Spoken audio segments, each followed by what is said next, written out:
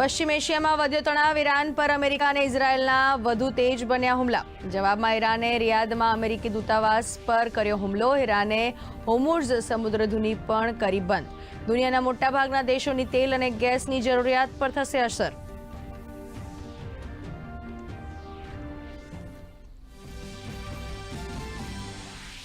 પશ્ચિમ એશિયાના દેશોમાં શાંતિ માટે પ્રધાનમંત્રી નરેન્દ્ર મોદીના રાજદ્વારી પ્રયાસ। 48 કલાકમાં 8 રાષ્ટ્રાધ્યક્ષો સાથે કરી વાત। વિદેશ મંત્રાલયે ભારતીય નાગરિકોની સુરક્ષાને લઈને વ્યક્ત કરી પ્રતિબદ્ધતા। પેટ્રોલિયમ મંત્રાલયે કહ્યું, દેશમાં ઉર્જા પુરવઠો મજબૂત।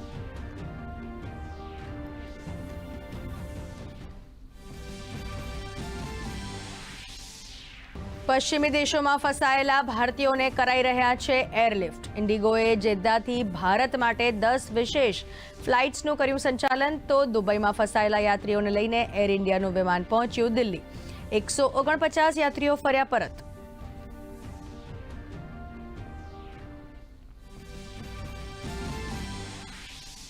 પ્રધાનમંત્રી નરેન્દ્ર મોદીએ સતત અને સશક્ત આર્થિક વિકાસ વિષય પર બજેટ પછીના વેબિનારમાં કર્યું સંબોધન। કહ્યું, વૈશ્વિક અનિશ્ચિતતાઓ વચ્ચે ભારતની મજબૂત અર્થવ્યવસ્થા દુનિયા માટે આશાનું કેન્દ્ર। વધુ ઉત્પાદન, સારી ગુણવત્તા સાથે વધુ નિકાસ પર મૂક્યો ભાર।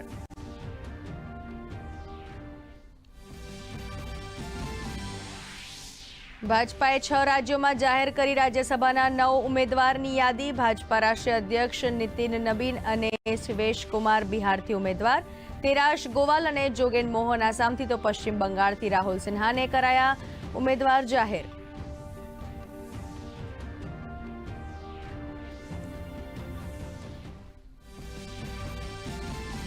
રાજ્યના વિવિધ પ્રવાસન અને યાત્રાધામોના વિકાસ માટે ₹28.68 કરોડના કામોને મુખ્યમંત્રીએ આપી મંજૂરી। આગામી સમયમાં રાજ્યના પ્રવાસન નકશો બનશે વધુ સુદૃઢ, સાથે પ્રવાસીઓ માટેની સુવિધાઓમાં પણ થશે વધારો।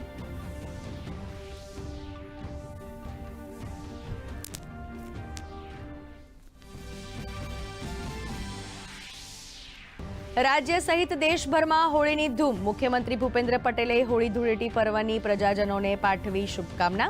પર્યાવરણના જતન સાથે રંગોત્સવની ઉજવણી કરવા કર્યો અનુરોધ।